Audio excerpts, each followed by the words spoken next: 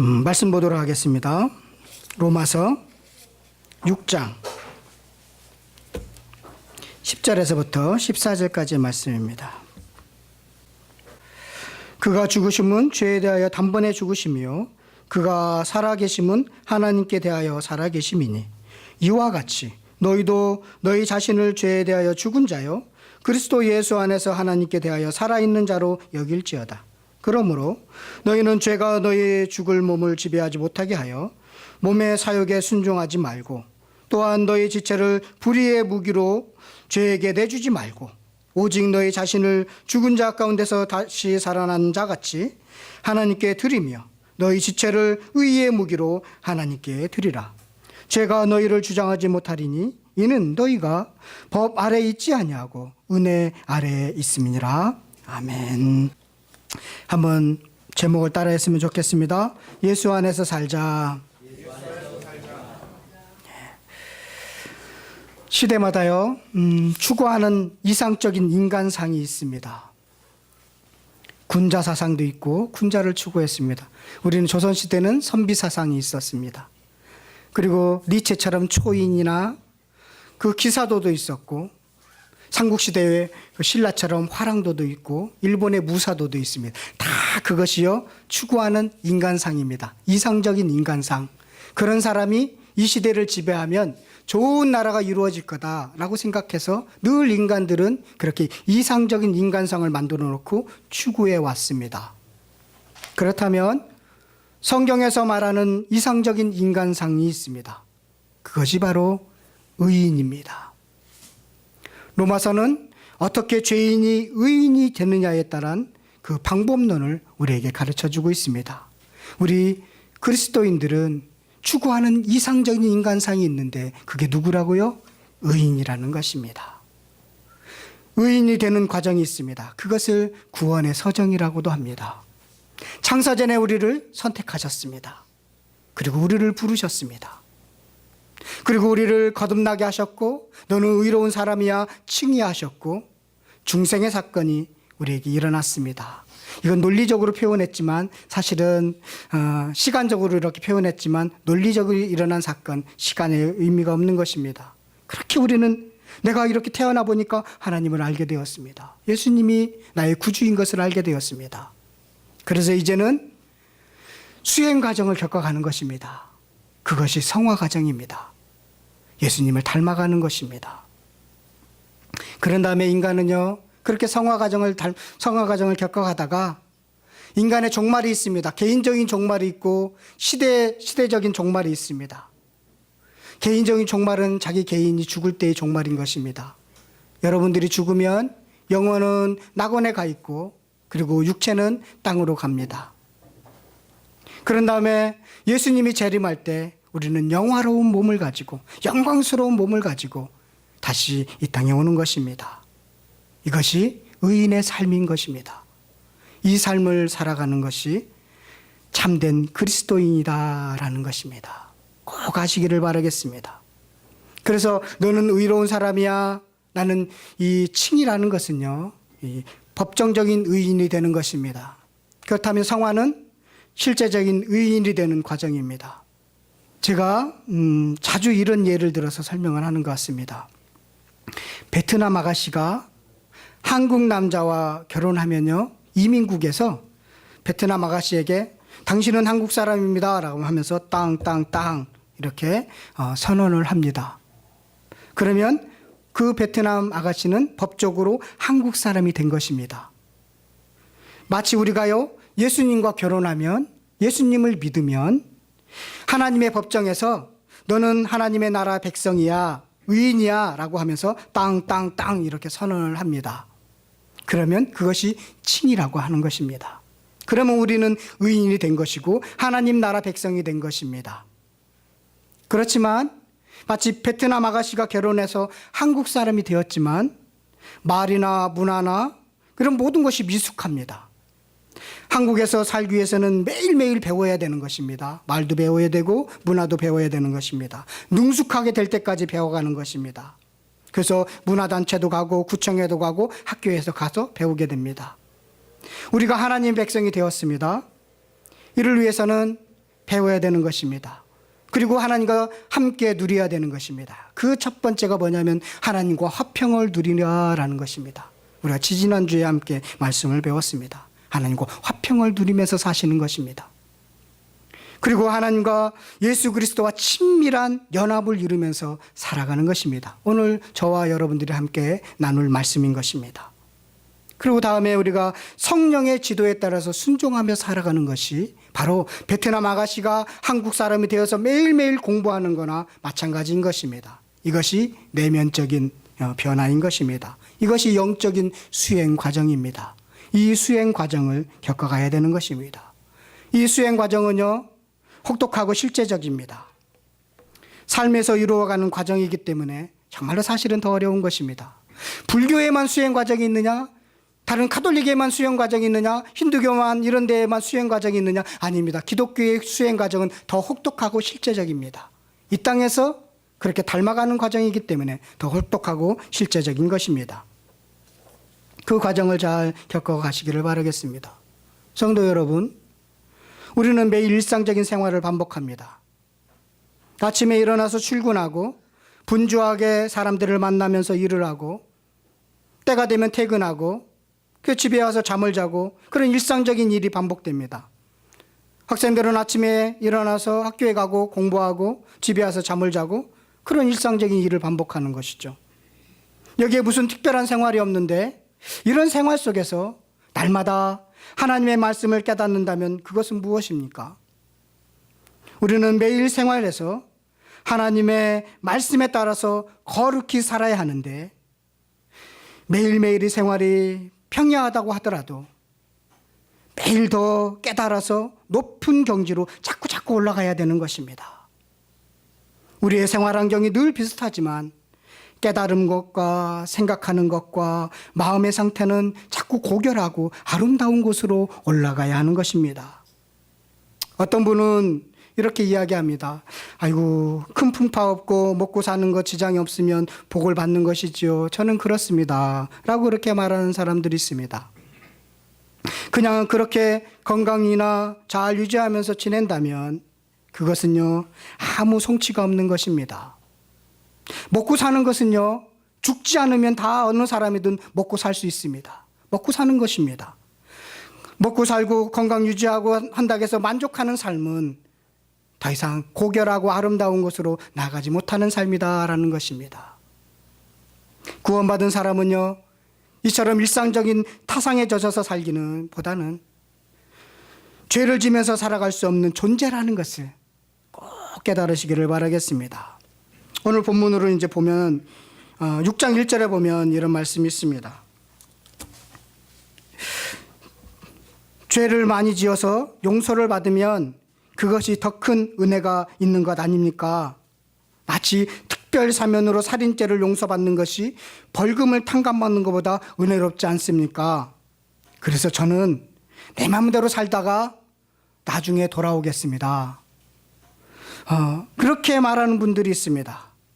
그러면 더 극적이고 은혜로운 거 아닙니까? 저도 여기에 조금 가까운 것 같습니다. 그런데요, 이런 생각은 좀 잘못되었습니다. 1절을 한번 볼까요? 그런즉 우리가 무슨 말을 하리요? 은혜를 더하게 하려고 죄를 거하겠느냐? 더 살인죄를 져서 용서받으면 더 은혜스럽지 않습니까? 그렇게 질문을 했다는 것입니다. 그랬더니요, 대답이 그럴 수 없느니라. 그건 말도 안 되는 질문입니다. 왜 그러냐면 2절을 잘 보여요. 죄에 대하여 죽은 우리가 어찌 그 가운데 더 살리요? 라는 것입니다. 죄에 대해서는 죽은 우리이기 때문에, 구원받은 사람이기 때문에 죄와 계속적으로 머물면서 함께 살 수 없는 존재여서 그렇게 죄를 많이 지어서 용서받으면 더 은혜스럽습니다라고 하는 그런 것은 궤변입니다라는 것입니다. 왜 그러냐면 구원받은 사람은 죄를 지을 수 없는 존재이기 때문이다라는 것입니다. 그래서 죄에 대하여 죽은 우리가 어찌 그 가운데 살리요? 죄와 함께 산다는 것입니다. 그럴 수 없다라는 것입니다. 우리는 죄에 대해서 죽은 자들입니다. 죄와 함께 살아갈 수 없습니다. 죄와는 이원했습니다. 그리고 우리는 예수 그리스도와 신비한 연합을 이룬 사람들입니다. 여기에서요, 우리가 오늘 꼭 배워야 되는 것은 지난번에는 하나님과 화평을 누리면서 살아가야 됩니다 라고 했고, 이번에는 신비한 연합을 이루면서 살아야 됩니다 라는 것입니다. 이거 두 번째 진리이기도 합니다. 예수 그리스도와의 신비한 연합입니다. 그래서 3절 4절에 보면 합하여라는 단어가 나옵니다. 무릇 그리스도 예수와 합하여 세례를 받은 우리는 그의 죽으심과 합하여 세례를 받은 줄을 알지 못하느냐. 4절에도 그러므로 우리가 그의 죽으심과 합하여 세례를 받음으로 그와 함께 장사되었나니. 자, 합하여라는 단어가 나옵니다. 영어 성경을 찾아보면요, into라고 되어 있습니다. 들어가다, 속으로, 안으로 이런 뜻을 갖고 있는 into로 되어 있습니다. 헬라어로는 에이스라고 되어 있습니다. 그러니까 예수 그리스도 안으로 우리가 들어가는 것입니다. 그래서 예수님과 함께 죽었고 예수님과 함께 부활했다. 내가 예수님 안에 들어갔다라는 것입니다. into라는 단어를 쓰고 있습니다. 그렇다면 2000년 전에 예수님이요 이스라엘 땅에 오셨습니다. 그렇죠? 그런데 2000년 전에 여러분들은 태어나지도 않았습니다. 그리고 여러분들은 그곳에 살지도 않았습니다. 예수님의 죽은 사건은 나의 죽음 사건이고 예수님의 부활은 나의 부활입니다. 2000년 전에 예수님이 이스라엘 땅에 오셨습니다. 자, 그런데 여러분들은 태어나지도 않았고 그곳에 살지도 않았습니다. 그렇죠? 그런데 지금 무슨 얘기를 하느냐면 예수님의 죽은 사건이 나의 죽음 사건이고 예수님의 부활 사건이 나의 부활 사건이라고 이야기합니다. 이것을 어떻게 이해할 수 있을까요? 그러면서 신비한 연합을 이야기합니다. 예수님과. 자, 이렇게 한번 예를 들어서 설명해 보겠습니다. 제가 도희라고 써 있습니다. 도희가 태어나기 전에 부모님을 만나서 결혼했다는 사실, 그것은 도희가 태어나기 전이기 때문에 도희하고는 무관한 것으로, 그리고 도희와는 관계없는 것으로 보였습니다. 그렇죠. 태어나기 전이니까 엄마 아빠가 어떻게 만나고 이런 거에 대해서 전혀 자기는 관계가 없는 것이었습니다. 그런데 태어나 보니까 아이고 우리 부모님이 싸웠는데 헤어지지 않고 결혼을 했대요. 이건 제가 만드는 얘기입니다. 절대로 안 싸웠을 것 같아요. 두 부부는. 예. 그리고 싸워서 헤어졌다면 내가 태어나지 못했을 텐데 아이고 그렇게 극적으로 화해를 해서 두 분이 결혼해서 결혼해서 그리고 내가 태어났구나. 태어나고 보니까 나와는 전혀 관계없는 사건이었는데 그것이 나의 탄생하고 긴밀한 연관이 있었다라는 것입니다. 태어나 보니까 그 사실을 알게 되었다는 것입니다. 마치 이런 것이죠. 예수님이 우리가 태어나기 전에 십자가에 죽으시고 부활하신 사건이었지만 내가 이 땅에 엄마 아빠로 자녀로서 태어나가 살다가 예수님을 이렇게 만나서 자녀가 되어 보니까 2000년 전의 사건은 나와 밀접한 관계가 있다라는 사실입니다. 나와 밀접한 관계가 있었다는 거예요. 살아보니까 예수님의 자녀가 돼 보니까 2000년 전의 사건은 나와 전혀 관계가 없었던 것으로 알게 되었는데 나와 보니까 그 사건이 내 사건이었다는 것입니다. 그래서 예수님의 죽으심이 내 사건이었고 예수님이 부활하심이 내 사건이었구나. 그것이 인투 합하여라는 것이 표현되는 것입니다. 그래서 예수님과 함께 죽었고 예수님과 함께 부활한 존재이구나. 우리는 예수님 안에 있는 사람이구나 라는 것입니다. 여러분, 부모된 우리들은요 이런 말을 자주 하시기를 바라겠습니다. 네가 내 자식으로 태어나서 좋다. 우리 한번 해보시기를 바라겠습니다. 부모님들, 자 함께 따라해 보세요. 내가 내 자식으로 태어나서 좋다. 하나님이 귀하게 보내주셔서 좋다. 꼭 일주일 내내 제가 이렇게 되새겼던 단어입니다. 그래서 용기를 내서 우리 자녀들에게 해보려고 했는데 용기를 못 냈습니다. 이 자리에서 하는 겁니다. 내가 내 자식으로 태어나서 좋다. 세례라는 것은 우리가 세례를 받죠. 그러면요 예수 그리스도와 함께 죽었고 예수 그리스도와 함께 살았습니다 라고 고백하는 의미를 담고 있습니다. 그래서 사실은 우리 장로교에서는 물을 조금 얹고 이렇게 세례를 주는데요. 세례에 실감나는 것은 침례입니다. 우리 합동교단에도 침례를 해도 괜찮다라고 허락은 했습니다. 침례는 뭐냐면 물속으로 들어갔다가 다시 나오는 것입니다. 물속으로 들어가는 것은 죽는 것이고 다시 나오는 것은 살아있는 것입니다. 그래서 물속에 집어넣었을 때 거의 숨이 끝날 때까지 집어넣는 거예요. 그래갖고 전기 충격이 가져와갖고 다시 살려갖고 너는 새 사람이 되었어 라고 하면 세례의 의미가 확실히 드러날 텐데 그게 세례인 것입니다. 예수님과 함께 죽었고 이제는 나는 죽었습니다. 누가 사느냐면 예수님이 살아가는 것입니다. 이 신비한 연합을 꼭 깨달으시기를 바라겠습니다. 자, 한번 3절부터 한번 볼게요. 6장 3절부터 무릇 그리스도 예수와 합하여 세례를 받은 우리는, 그러니까 예수님과 함께 죽은 우리는, 알겠죠? 왜 세례를 그렇게 여기에서 쓰고 있는지, 그의 죽으심과 합하여 세례를 받은 줄을 알지 못하느냐. 그러니까 우리가 물속에 푹 들어가는 것처럼 예수님의 그 죽으심의 사건과 똑같이 이야기합니다. 그러므로 우리가 그의 죽으심과 합하여 세례를 받음으로 그와 함께 장사되었다. 장사되었다는 단어를 사용한 의미가 있는 것이에요. 완전히 죽었다라는 것이에요. 완전히 죽었다. 그러니까 옛사람은 완전히 죽은 것입니다. 구원받은 사람은 옛사람은 완전히 죽고 새 사람으로 사는 것입니다. 이것이 구원입니다. 이게 칭의인 것입니다. 이는 아버지의 영광으로 말미암아 그리스도를 죽은 자 가운데서 살리심과 같이, 예수님의 부활하심과 같이 우리도 또한 그 생명 가운데서 행하게 하려 하심이라. 우리도 부활했다, 다시 살았다라는 것입니다. 완전히 죽었지만 이제는 완전히 살았다라는 뜻입니다. 알겠죠? 만일 우리가 그의 죽으심과 같은 모양으로 연합한 자가 되었으면 또한 그의 부활과 같은 모양으로 연합한 자도 되리라. 우리가 알거니와 우리의 옛사람이 예수와 함께 십자가에 못 박혀 죽은 것은, 옛사람은 십자가에 못 박혀 죽은 것입니다. 그래서 죄의 몸이 죽어 다시는 우리가 죄의 똘마니가 되지 않는 것입니다. 죄의 종로로 타지 않는 것입니다. 옛사람은 완전히 죽었습니다 라는 것입니다. 이는 죽은 자가 죄에서 벗어나 의롭다 하심을 얻었습니다. 자, 부활했다는 뜻입니다. 만일 우리가 그리스도와 함께 죽었으면 또한 그와 함께 살 줄을 믿노니, 이는 그리스도께서 죽은 자 가운데서 살아나셨음에 다시 죽지 아니하시고 사망이 다시 그를 주장하지 못할 줄을 알미로라. 알겠죠? 알아야 된다는 것입니다. 어떤 걸 알아야 되느냐면 내가 죽었고 옛사람은 완전히 죽었고 장사되었고 이제는 새 사람이 부활했다, 새 사람이 되었다라는 것을 알아야 된다는 것입니다. 이 신비한 연합에 있어서의 이 진리를 여러분들이 깨달으시기를 바라겠습니다. 이게 지금 설명한 것은 바울의 버전입니다. 좀 어렵죠?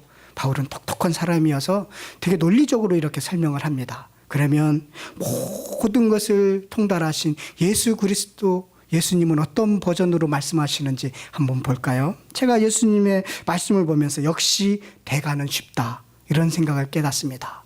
여러분들 가르치는 일을 하십니까?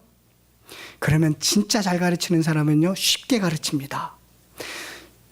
저는 잘 못 가르치는 사람입니다. 어렵게 가르치거든요.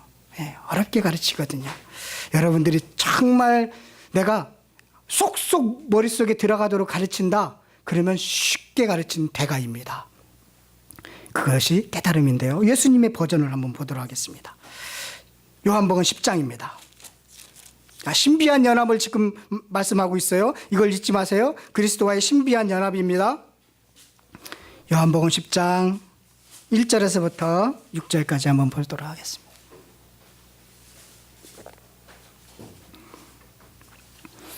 요한복음 10장 1절에서부터 6절까지입니다. 내가 진실로 진실로 너에게 이르노니 문을 통하여 양의 우리에 들어가지 아니하고 다른 데로 넘어가는 자는 절도요 강도입니다. 양들은 문을 통해서 들어가야 됩니다. 그런데 문을 통해서 들어오지 않는 자들이 있습니다. 교회 안에도 있다는 것입니다. 이게 우리를 교회로 생각하시면 교회 안에 절도와 강도들도 있다는 것입니다. 구원받지 않은 채 종교인으로 살아가는 사람들이 교회 안에 있다는 것입니다. 자, 문으로 들어가는 이는 양의 목자라. 자, 문지기는 그를 위하여 문을 열고 양은 그의 음성을 듣나니 그가 자기 양의 이름을 각각 불러 인도하여 내느니라. 이 말씀은요, 이 문화를 조금 아셔야 됩니다. 거기에는 양치기들이 목동들이 많이 있습니다. 낮에는요 푸른 초장으로 양들을 데리고 갑니다. 그래서 양들에게 풀을 먹입니다. 꼴을 먹입니다. 그러고 나면 저녁이 되면 양들을 이제 다 데리고 동네에 큰 우리를 하나 만들어 놓습니다. 짐승들로 보호할 수 있는 큰 우리를 만들어 놓고 각자의 양들, A라는 사람의 양도 그 우리에 집어넣고 B라는 사람의 양도 그 우리에 집어넣습니다. 그 문은 하나밖에 없습니다. 그 좁은 문 하나밖에 없고요. 나머지는 이렇게 담으로 쳐 있습니다. 짐승을 막으려고요. 그래서 그 밤새 동안 밤새 그 문지기는요 싹을 받고 문을 지켜줍니다. 짐승을 막아주는 일들을 합니다. 그런 다음에 아침이 되면 각자의 양의 주인이 와서 자기 양들을 부르는 것입니다. 그러면 양의 신호를 듣고 그 말을 듣고 자기 양들만 자기 주인의 말을 듣고 쫓아오게 되어 있다는 것입니다. 이것이 그 환경을 좀 알으면 쉽게 이해할 수 있는 것입니다. 그래서 자기 양의 이름을 각각 불러 각각 이제 아침이 되어서 불렀다는 것입니다. 그래서 인도하여 낸다. 그 말을 듣고 양들이 쫓아가는 것입니다. 아주 신기하죠. 주인의 양만, 자기 주인의 목소리만 듣고 기억하고 쫓아간다는 것입니다. 양이요. 그래서요 자기 양을 다 내놓은 후에 앞서 가면 양들 앞에 가면 양들이요 그의 음성을 아는 고로 따라오되. 자, 우리는 양이고 예수 그리스도는 목자입니다. 양과 목자의 관계라는 것입니다. 이것이 신비한 연합인 것입니다. 그래서 어떤 말을 쫓아가느냐면 주인의 말을 따라서 쫓아가는 것입니다. 다른 사람의 말을 들으면 안 된다는 것입니다. 5절 보십시오. 타인의 음성을 알지 못하는 고로 타인을 따르지 아니하고 도리어 도망하느니라. 타인이 유혹하고 미혹하면 다시 주인의 품으로 달려간다는 것입니다. 마치 어린아이한테 잘 모르는 아저씨가 내가 너에게 사탕 줄게 이리 와. 그러면 그 어린아이가 엄마 품속에 확 안기는 것처럼요. 쳐다보지도 않고 안기는 것처럼 그렇게 한다는 것입니다. 양이라면 하나님의 예수 그리스도와 신비한 연합을 이루고 있는 양이라면 예수님만 바라보면서 간다는 것입니다. 그의 말만 듣고 쫓아간다는 것입니다. 그래서 푸른 초장으로 인도하면 푸른 초장으로 가고 쉴만한 물가로 인도하면 쉴만한 물가로 인도하는 대로 가는 것입니다. 이게 신비한 연합인 것입니다. 그러면서 어떻게까지 가는 것이냐면 9절의 말씀을 다 같이 한번 보도록 하겠습니다. 9절의 말씀입니다. 시작.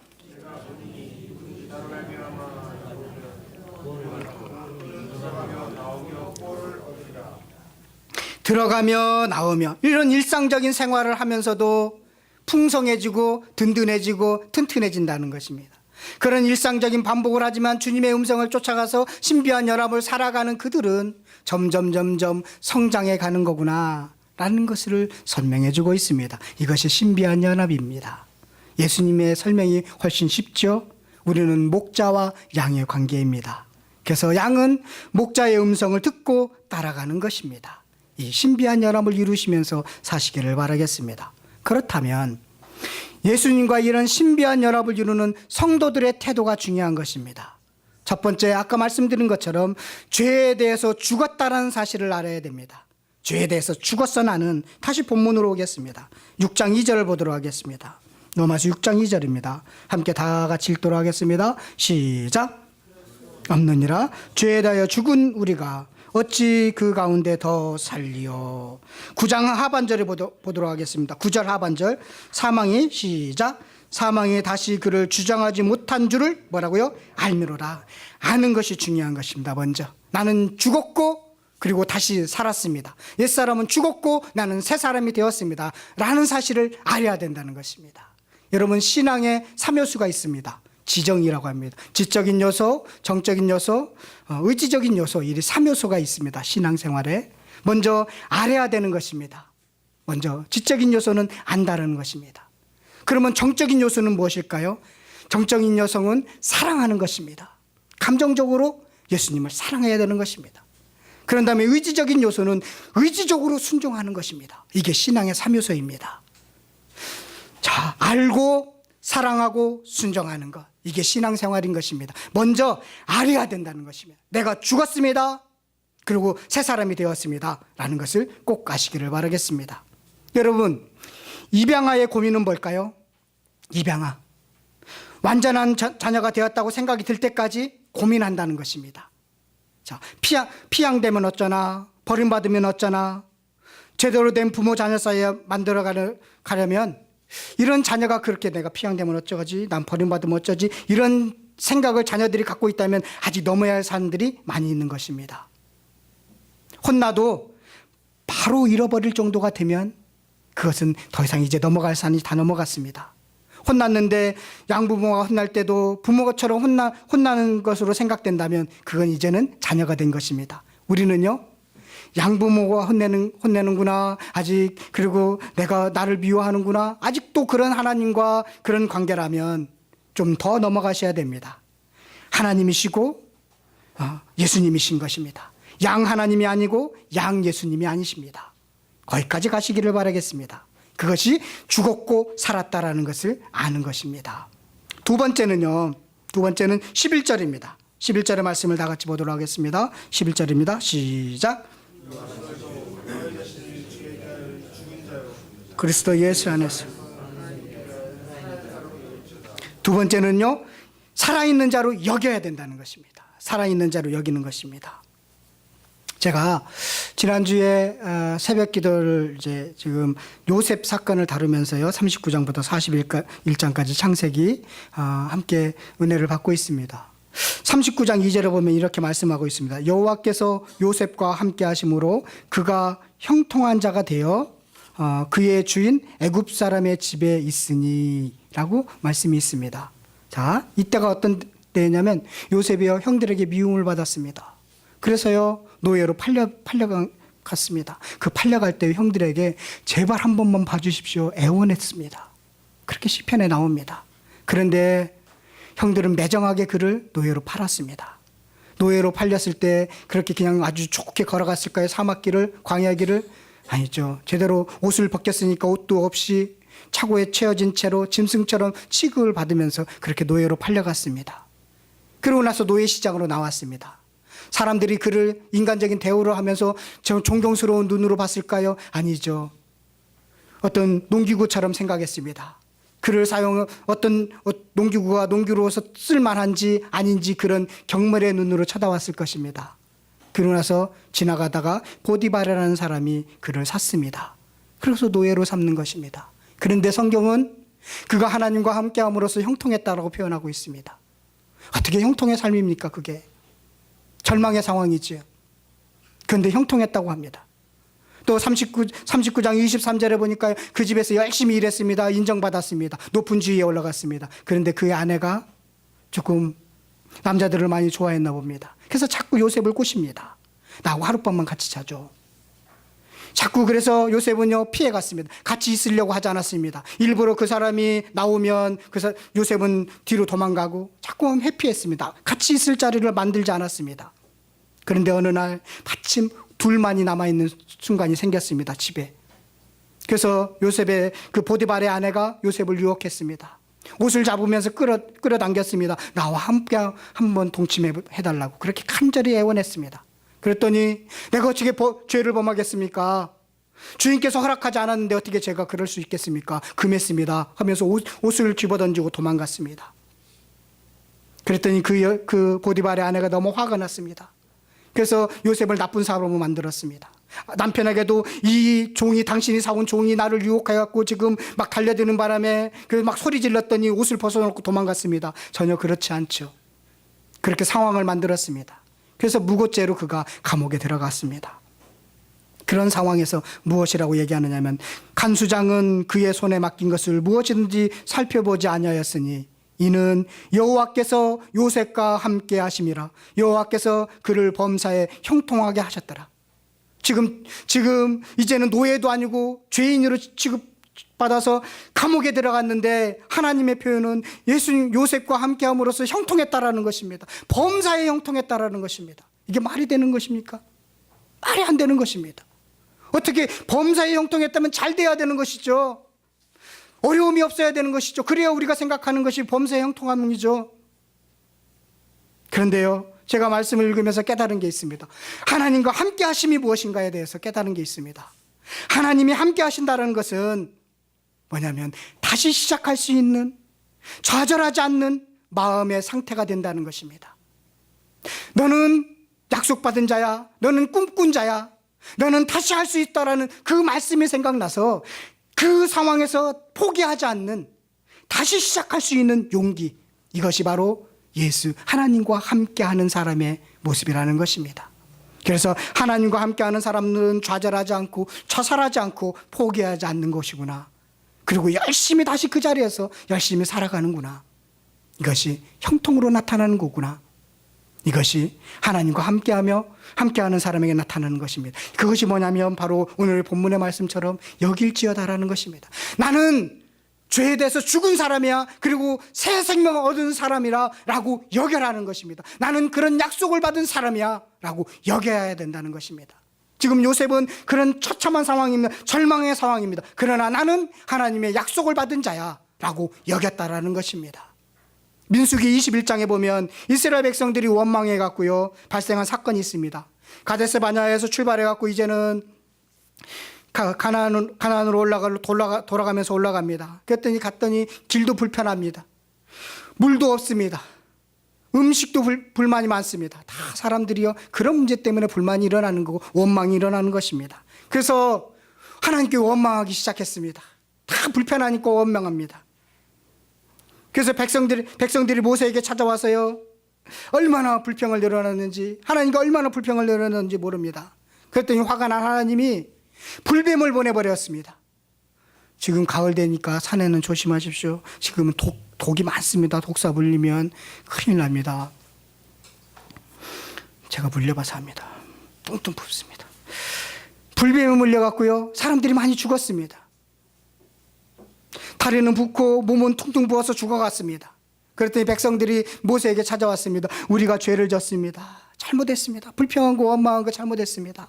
그렇게 모세에게 찾아와서 그렇게 자백했습니다. 그랬더니 모세에게 하나님께 기도합니다. 하나님, 이 불쌍한 영혼, 이 백성들을 좀 긍휼을 베풀어 주시옵소서라고 기도합니다.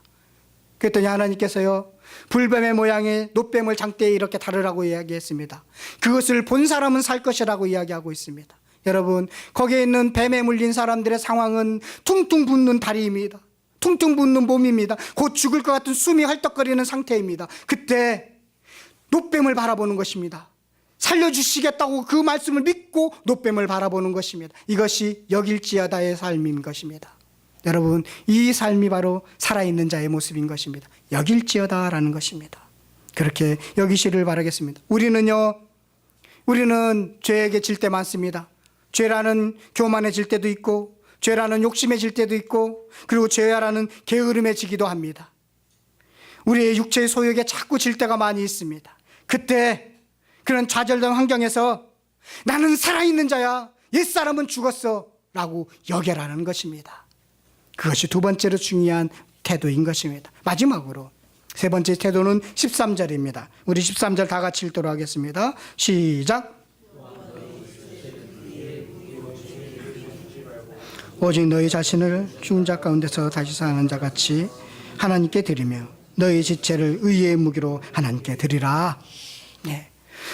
죄에게 우리를 주면요, 죄는 우리를 이용해서 죽이는 일에 사용합니다. 죄가 생산할 수 있는 것은 죽이는 것밖에 없습니다.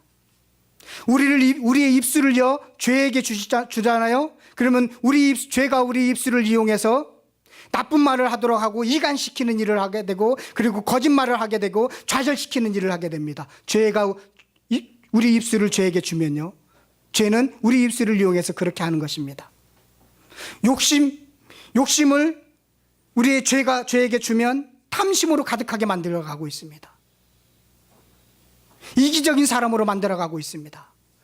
우리의 지체를 죄에게 주면 죄는 그런 일들밖에 하지 못하는 것입니다. 죽이는 일밖에 하지 못하는 것입니다. 절대로 살리는 일을 하지 못하게 되어 있습니다. 그래서요, 6장 23절에 죄의 싹은 사망이요라고 얘기하는 것입니다. 죽이는 일밖에 못해, 죄는.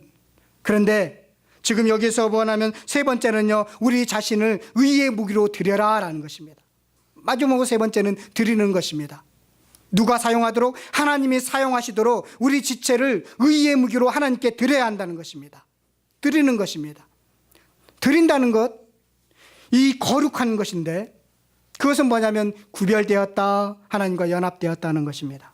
출애굽 이스라엘 백성들이요 출애굽을 했습니다. 그래서 지금 이제 모세가 시내산에서 성막의 모형을 가지고 왔습니다. 우리 성막을 짓자 그랬더니 이스라엘 백성들이요 자기 폐물과 장신구들을 다 드렸습니다. 그때 당시 폐물과 장신구들은 어떤 모양이냐면 자기들이 이집트에서 섬겼던 이방신의 모양입니다.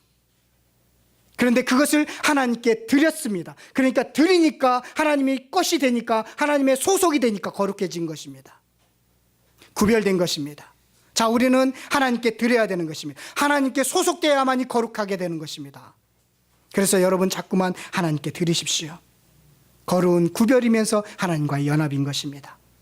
구별된 세계관, 구별된 가치관, 구별된 인생관, 구별된 삶의 태도로 그렇게 드려라라는 것입니다.